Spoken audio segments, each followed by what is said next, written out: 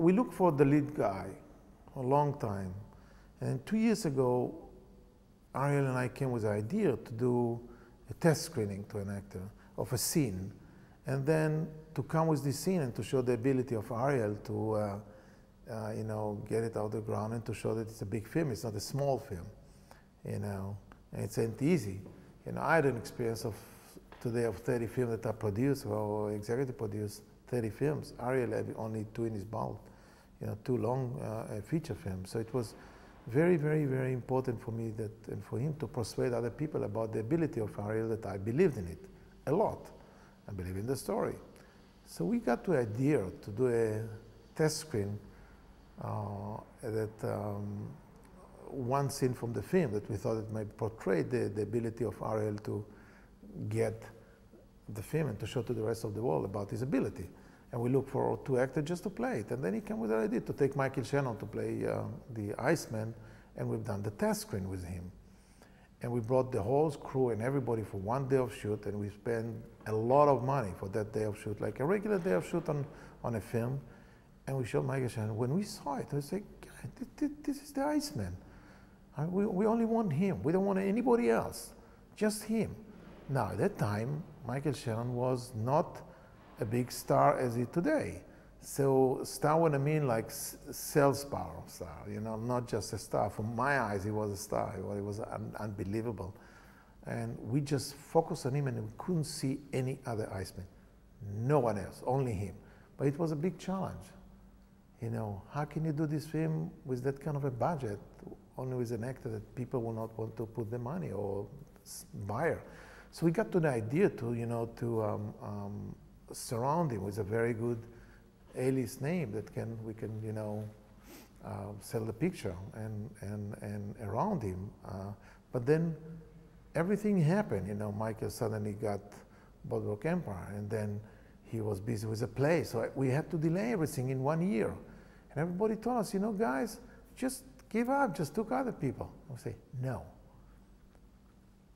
Shannon is the one and the only one. We don't want anyone else to play the Iceman. And it caused us so much headache, not because of him, because, you know, when you wait 1 year, things change in the market. And suddenly you got, you know, the big, you know, the Superman, and he cannot do it that, and he couldn't do it that, and he became bigger than life, and, you know, but still he was stick for the film, and we were very fortunate to see him like a week ago on the set. I've been known Ariel for 5 years or 6 years. I'm sorry, 6 years ago, I met with him, and people suggest me to meet with him because we had another film there that we want to shoot, and we talk about this film, and I thought that it would be better that this film would be done by somebody else. And I told Ariel, listen, I love your passion, I love your vision, and we're going to meet again. I'm sure that we're going to do something else together, because this film, I don't think that this project is right now meant for us to do together, but we're going to find a project that's meant to us, and we're going to do it together. And it's, for my surprise, it happened very quickly, and we are there. I like the passion of Ariel. He's 24/7 on the film. He likes the film. He knows the character. He made all of the research.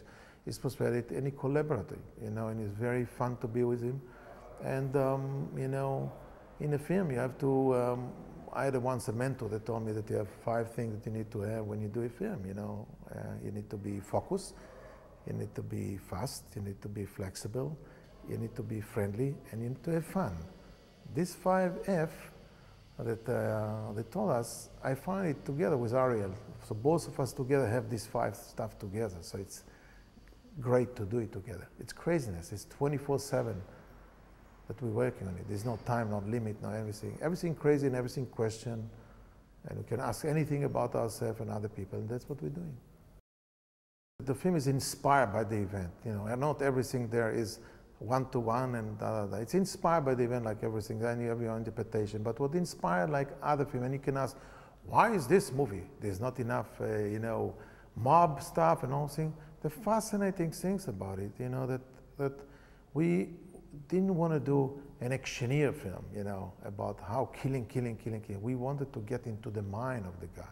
And that's what is fascinating in these things, to try to get into the mind of the stuff and to let the audience judge for themselves that who we see is not the real person that we're dealing with And it's happened to all of us in many other cases, and we also said, this guy? How is it possible? Yeah, this is the guy. This is the guy that when you look at his eyes, you know, and in his family past, you know, he was a great father, you know, great supporter, but on the other hand, he've done what he have done without blinking, you know, and when he wanted out of it, his own way to get out of it is to kill everybody that knew him before. So the same, he tried to solve it in the same, you know, it's different. There was no any story that told before from that point of view on Richard Kuklinski. It's a fascinating story. You know, when you look at the documentary that have been done to HBO, you're fascinated and you want to know, who is this guy? You got scared, but beyond the scared, you want to understand.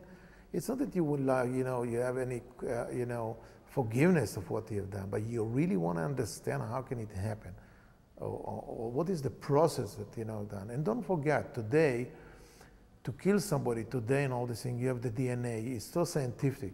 We are talking about the 60s, the 70s, and the early 80s that, you know, science was not so advanced that you could do what they could do. There was no any mobile phone, there was no any regular phone that people used to talk, you know, they just, you know, messaged to each other. There was no any internet, there was nothing.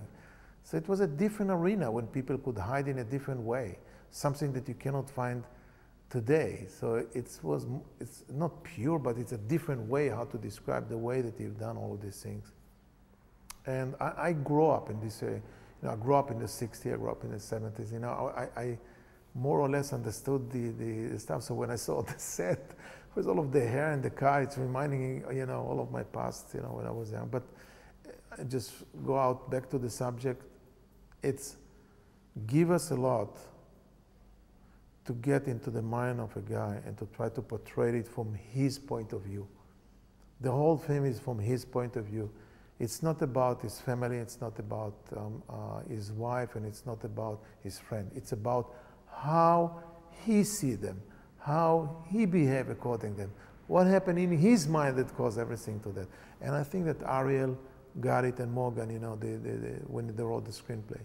And we've done, I don't know, in my period at least 25 rewrite and different versions until we got to this excellent version that we have right now.